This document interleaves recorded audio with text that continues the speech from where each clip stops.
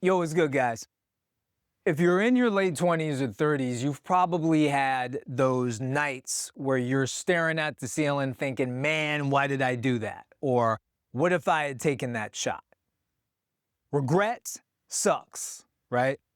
But the truth, you can live with less of it. Today, I'm dropping science-backed ways to free yourself from regret. Real, actionable steps to stop dwelling on the past and start owning the future. This is for every dude who wants to live a little bit lighter. So let's get into it. First, why does regret feel like a kick to the chest? Science has answers. Researchers like Giorgio Coricelli found that regret fires up your orbitofrontal cortex, the part of your brain that overthinks and feels the sting of bad choices. There are two kinds of regret. There's action regrets, like why did I take that job? And then there's inaction regrets, like why didn't I start that business? Studies by Thomas Gilovich show inaction regrets hurt longer. You're not sweating the bad date, you're haunted by what ifs like why didn't I ask her out? Regret's not all bad, it's like a coach pushing you to grow. But if it's running your life, then it's stealing your peace. So let's talk about how to break free with 5 practical strategies. Step 1, take action on what matters. Gilovich's research says the biggest regrets come from missed shots. So not taking that trip, not asking her out, not betting on yourself.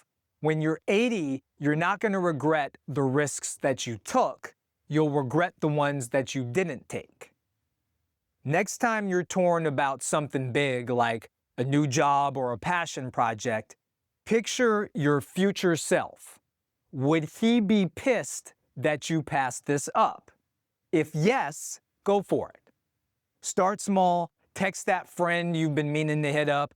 Action shuts down those nagging what ifs.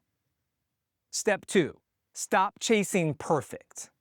Psychologists like Barry Schwartz say there are 2 types of guys.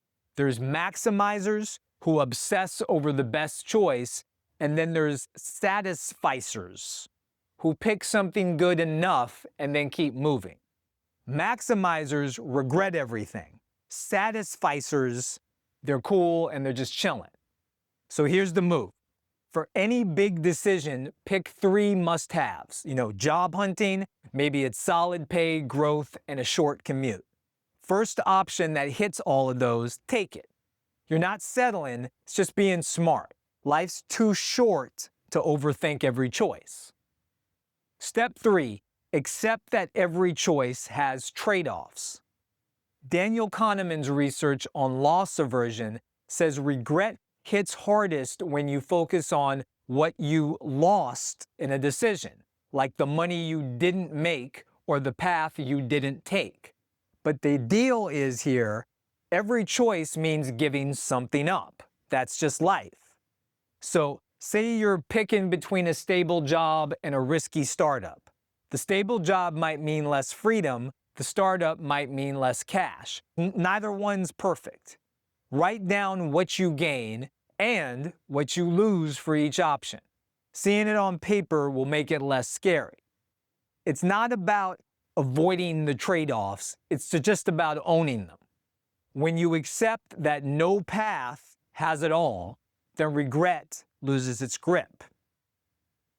Step 4, be your own best friend. Regret can make you feel like garbage.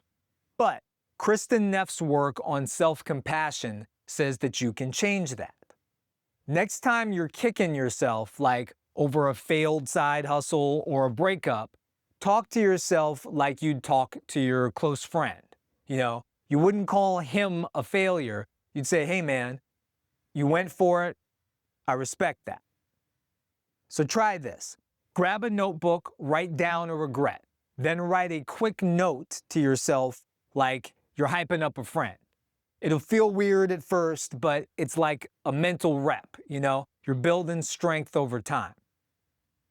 Step 5, live your values.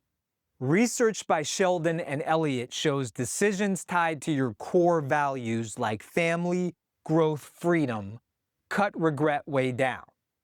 Even if things go wrong, you know that you stayed true to you.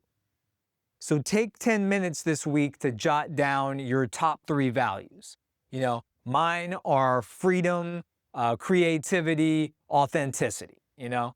Before a big move, like switching careers or moving cities, ask yourself, does this match up with who I am? If it does, you'll feel solid, win or lose. So you'll never be totally regret-free. Nobody is. But you can take control. You can act on what matters, stop chasing perfect, own your trade-offs, be kind to yourself, and live your values.